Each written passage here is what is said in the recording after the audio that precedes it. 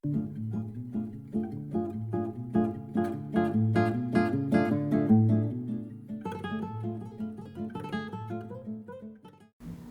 going on, everybody? Welcome in. 5 minutes with Sean, maybe 10. Hope you guys enjoyed the guest segment of the show here recently. We had a good time. Andrew Street, Sean Rains. Thank you guys so much for participating in the new guest call it type situation we had going on the show. So this week we're going to have some fun. We're going to involve the producer heavily in this set.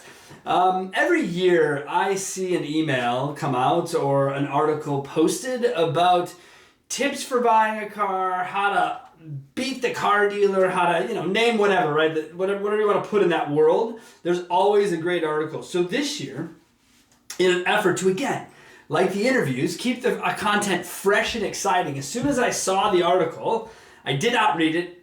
I immediately forwarded it to the team. And so today, we are going to go over that tip. And so, producer, kick us off. What is the name of this article? 28 tips for negotiating with car dealers. Ooh, 28 tips. This is going to be fun. Number 1. Do your shopping at home. That's funny. I assume that means to be online. No offense to the article, but welcome. I mean, this is how people have been shopping for cars for a long time now. So, not surprised. Good advice, though. Good advice to start your shopping at home. Good advice. Number 2. Do your homework. Sounds a lot like number 1, I'll be honest with you. However, it could be referring to things like make sure you understand your payments, make sure you understand your credit, make sure you understand your trade-in value. Yeah, I mean, that's fine. No, that's number 2. Number 2 is fine. No issue, right? It seems like a repeat, but whatever. Whatever. Like I said, 1 and 2 tips. It sounds like you could have already called this 14 tips, but right now we'll say that. All right. Sure. What's number 3? Learn about incentives. I gotta be honest with you. I'm not gonna lie to you. It sounds a lot like 2. It does. Right? It sounds like that should be part of it, and the shopping part of that on home. All right. So no incentives. Okay, that's good. All right. I mean, it is. It sounds specifically to new cars. Again, doesn't matter. Okay, no incentives. I would agree, though. Again, I think you need to understand your lease payments if that's the world you're going to get into. If you're someone who likes the 0%, understand it. It's very simple to understand. And if you're payment driven, then obviously all those things play into that. And if you're cash driven, the same way on the incentives. So, all right, great. Number 4. Bring your research with you. Okay. Bring your phone with you, okay? Bring your phone. Yeah. All right, good. This is... There was a date on this article, was there not? Yes, it was. Well, what's the date of the article? December 12th, 2020. Okay, so this is brand new content, unless it's rewritten and reposted. But as of now, we're talking about an article written in December of 2020. And number 4 was bring my research with me. That's interesting because I've already done it in the first 3, right? Like I've compiled it. So now I'm ready to bring it. All right, well that's fun. I mean, you guys would probably agree, right? If you're going to do all the research at home, you should bring it with you. Let me be fair about this though. No, it's funny because when I started selling cars, this is legit, right? So you would shop through like magazines and the newspaper. Do you remember that stuff? Did your dad ever do that? Look at the newspaper for cars, or little liner ads had all the cars for sale. They were used cars normally.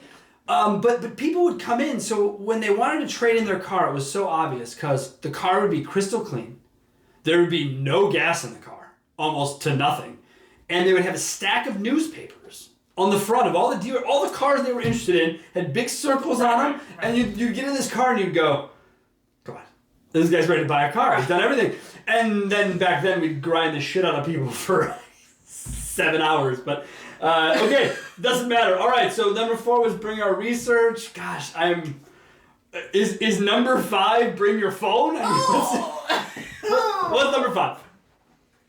Don't let the salesperson take the wheel. Ooh, interesting. Is there any context to that? Did they give any further statement to what they mean by that? You might encounter a salesperson who starts with a, if you like that, you'll love this. Ooh, the old switcheroo. I would agree to that as far as letting the salesman take the wheel. However, if you're looking to buy a new car and haven't done it before, letting a salesperson help you with the journey, a good salesperson, is well worth its weight in gold. So don't turn that off too much. I get what that means. I'm not a big fan of the switch, and honestly, if you talk to dealers today, they'll tell you the switch is even more difficult today than it was 5 years ago, 10 years ago. So that's just buying. People are buying more specifically, in my opinion, and so I think that becomes more difficult. Not that it's impossible. People in certain situations will be in those, and those that are credit challenged probably more so. So think about that as you move forward. All right, well, that was a fun one. Don't let them take the wheel. Number 6. Bring someone with you. Ooh, the third baseman. Ooh, number 6, coming in hot with the third baseman. Back when we were kids, I know Steph brought her dad as her 3B. Never had a 3B. Never brought the extra person. Have been the extra person a couple times in my life, but from the distance. Yes, but no. You don't have to bring another person if you bring, as the aforementioned, I think it was number 4 was bring my research with me. If you've done the research, you shouldn't need the 3B. But then again, I get the intimidation to my female buyers. That's probably why you brought your dad, eh? It also does say, to be fair, that also not only crunching the numbers, but a second opinion on paperwork and the entire process. So, again, that's assuming the person you bring with you has a clue. Exactly. Right, who's done it before. Because if they're just another person in your position, totally, you've only probably created more headaches for everyone. So, all right, well, everyone knows about the third baseman. We're all really cool on that, clear on that, so no issue there. All right, let's move on. We have number 7, right? Correct. Avoid the weekends. Huh. That's interesting. I don't care. Okay? The way of life people have, if the only time you have available is the weekend, go buy a car. It shouldn't change if you've done 1 through 6. Again, 7 should not change. You shouldn't have to worry what day of the week it is. If you could go and you could wait longer, I guess. It could be busier on the weekend. Sure, if you have the opportunity to buy a car on Tuesday night, Wednesday night, Thursday night, you should certainly go do that. But if you don't, then you got to go buy it on Saturday. So avoid the weekends when possible. But again, if things are done efficiently and you're working with the right dealer who respects your time, when you buy it should be irrelevant. Can I just read the excerpt so we can go even further? Oh yeah, give me some context. According to Edmunds, the best time to shop for vehicles is on the weekend, on a weekday early in the week. The worst time is the weekend. Weekends are busier, which means the process takes longer. Service isn't as good. You get less individual attention, and most importantly, prices are higher. Whoa! Oh! Right? What? A direct quote from a vendor in this space. Not sure we got that verbatim, but that wasn't great, was it? I got it verbatim. Yeah, but I didn't write the article. That's what I'm saying. So, yeah, I was like, I know you read it. Here's the thing, right? No. What? Prices do not change from Saturday to Monday back to Wednesday, dude. This is not the fucking late 90s, people. And if you notice it happen, run for the hills. There are dealers not doing this stuff. If you are encountering this, and I don't know if we'll get to this in the other 19 listed tips, but if you're encountering this, run for the hills. Make that tip number 1. The second you feel off-put, the second you feel like you're in a bad spot, get out. All right, bring us to number 10. Shop around.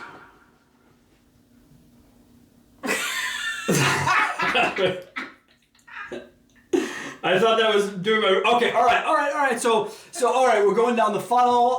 Those of you doing the marketing funnel, right? So we talked about doing our research. We talked about potentially talking to a third baseman. Now we're about to fall out of the funnel because We want to make sure we follow the funnel on a weekday, though, because the weekends are apparently more expensive. That's fucked up, dude. People shouldn't say that kind of stuff. That's not cool. You really shouldn't.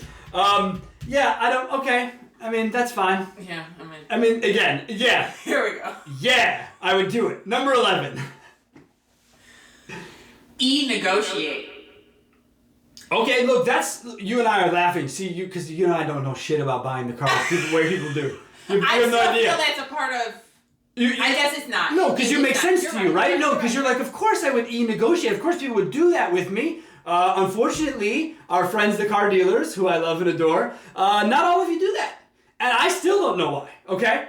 I've been ENegotiating since 2004. It isn't that hard. Give yourselves the chance to win and do it. It doesn't cost you anything. Don't care about gross, this and that bullshit. If you've got the right process, it doesn't matter where you negotiate it, how you negotiate it, just negotiate it. So this number, is this number 11 or 10? You know, I thought you were keeping track. Oh, dude, I'm not. What are we on here? Oh, no, I don't know. I think this is 11. 1, 2. Oh, I thought they were numbered. No, they're just 28 bold tips in an article. Unbelievable. 9 is ENegotiate. I don't think so. Oh! Ooh. 10, 11? I skipped one. Yeah. My bad. So number 11. Listen, no one said anything about order. Yeah, no, we're just trying to have fun over here. All right, number 11, ENegotiate dealers. That's on more than you than the customer. Customer, every chance you get, definitely be working your numbers best you can from the comfort of your phone and home. So, to be fair, I skipped one. Oh, you skipped one. Right, so right. We'll go back. Okay. Shop around. We already covered it. You did not skip it. You said it. Oh, my bad. That's what happens with the articles, folks. This is why we do live TV the way we do it. I had to scroll back. We did, remember, we laughed again about shop around because it's part of research. All right, let's move on. Go in with a long haul mindset. Whew. Yikes. That's poor. I mean, good advice. Poor that you have to have such advice because as the aforementioned e-negotiation piece should go, we should be making this easier. So this shouldn't be harder for anyone or everyone to be doing. That advice is sound, but sucks that you have to have it. Next. To be fair, it also says that you could easily spend 4 or more hours. Ask Dave Lemon and his lady Kelsey. They'll tell you. It's today's world. 5 hours in a car. It's absurd. It's absurd. If you're in a car dealership more than 2 hours, get up and call my cell phone. I'll get you whatever you want shipped to your house fucking faster than you wasted time sitting there. Okay? Do it. I'm dead serious. None of you will, but next time you're waiting 2 hours, just text me. All right. Next. Let the dealer know you're serious. What? Give me context, boss. What do they say to that?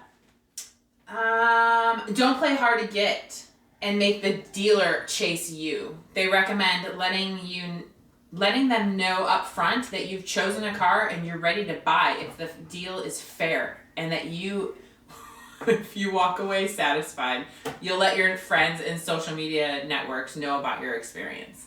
Okay. Who walks away from a car deal these? Satisfied? Oh, stop. Lots of people love that experience. Most people do.